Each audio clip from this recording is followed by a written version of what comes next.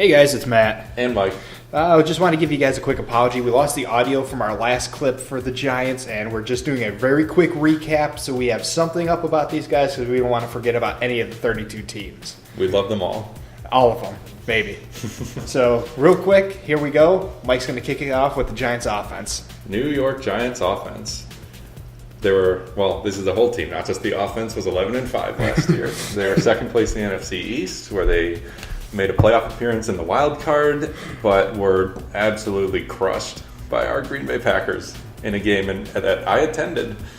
That was very exciting in Lambeau Field. I attended too from my TV in my room. And I think I'd probably send you some Snapchats or something. One or two. But anyway, this is about the Giants. We'll get to the Packers next week. Dun, dun, dun. Giants offense. Let's do it.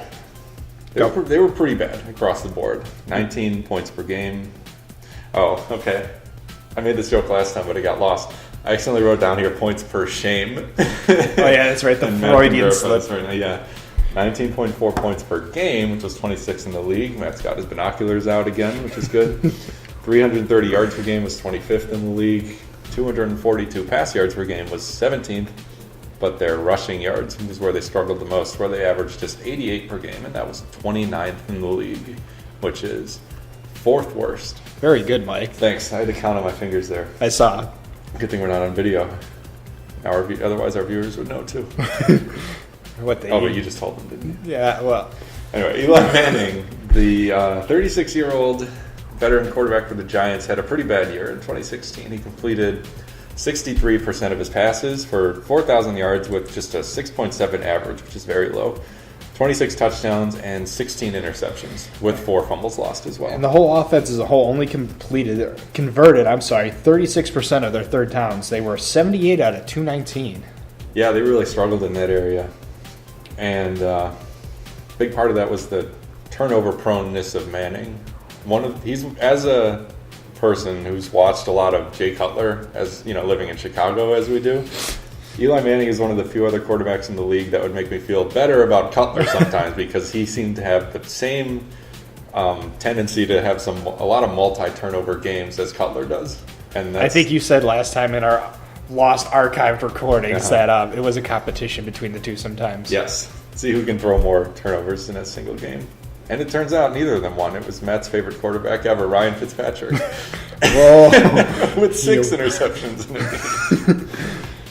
Anyway. And that's not to say, though, that Manning hasn't had a lot of success in his career. He has. And all these numbers were way down from 2015, where he had a very productive year.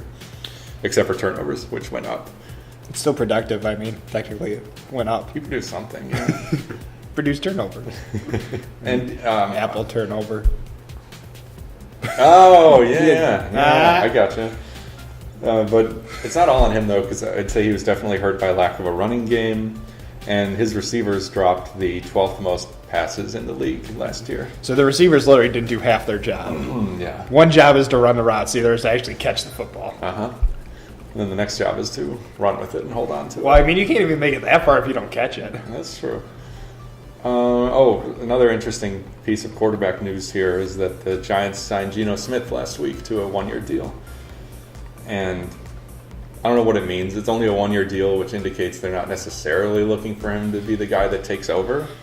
But they're going to give him a shot, see what he has, and then if he does well in preseason and any regular season playing time he does get, then I could see that being a situation where they'd sign him next offseason to a longer-term deal with Manning's age getting up. I think it'll help Smith out, too. He needs a breath of fresh air after his problems with the Jets. And that's exactly what you said when we covered him in the Jets. So, good job, Matt.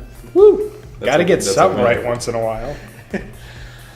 Moving on to this running game, that really did not help. This past offseason, they just cut their leading rusher from 2016, Rashad Jennings, but I agree with the call because he had just a 3.8 average per carry and 12 total touchdowns in his 3 years with the team.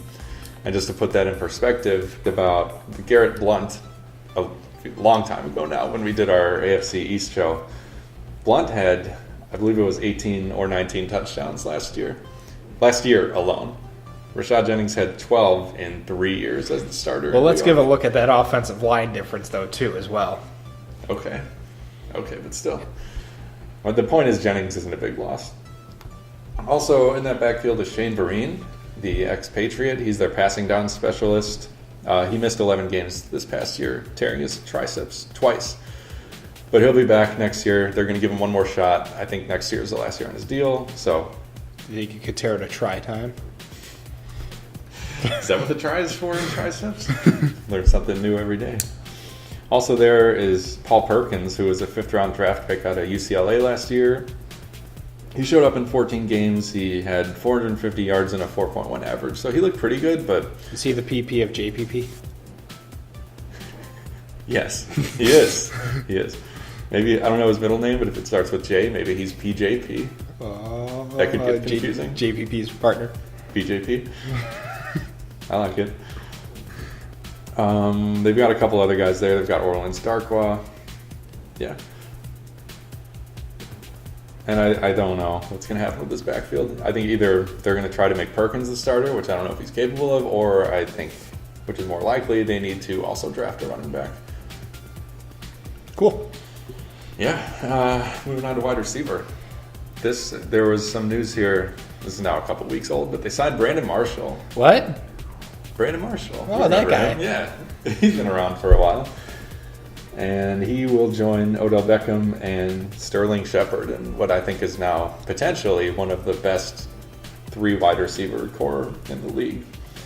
But drama on the Giants? Yeah, I think it's going to be really entertaining to see what happens when 2 big personalities in Beckham and Marshall potentially clash.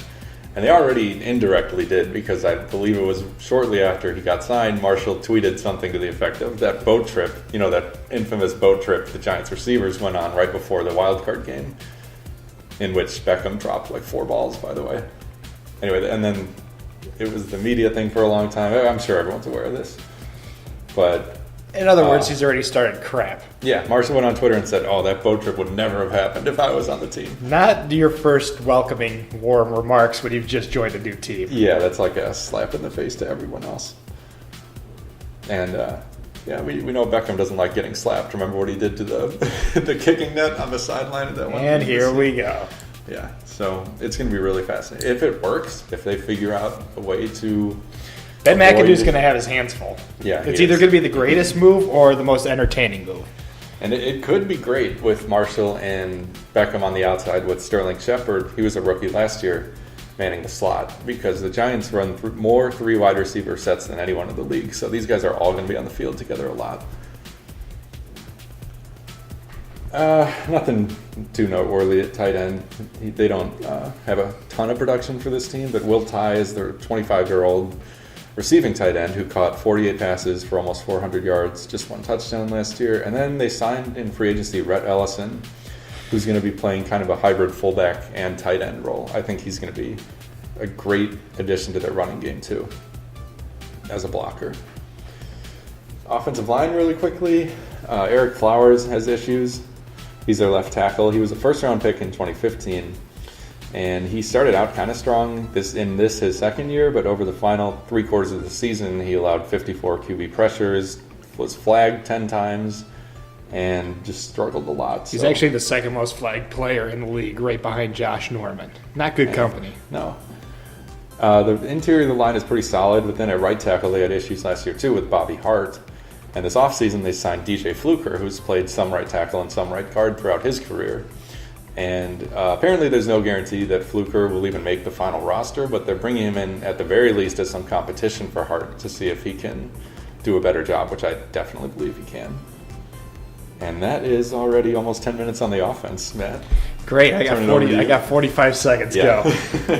So Giants defense ranks from top to bottom in all categories in the league, starting with 17.8 points, which they're ranked 2nd overall, 339.7 yards, which was 10th, 251.1 passing yards, which was 23rd, and they were 3rd against the run at 88.6 rushing yards allowed per game.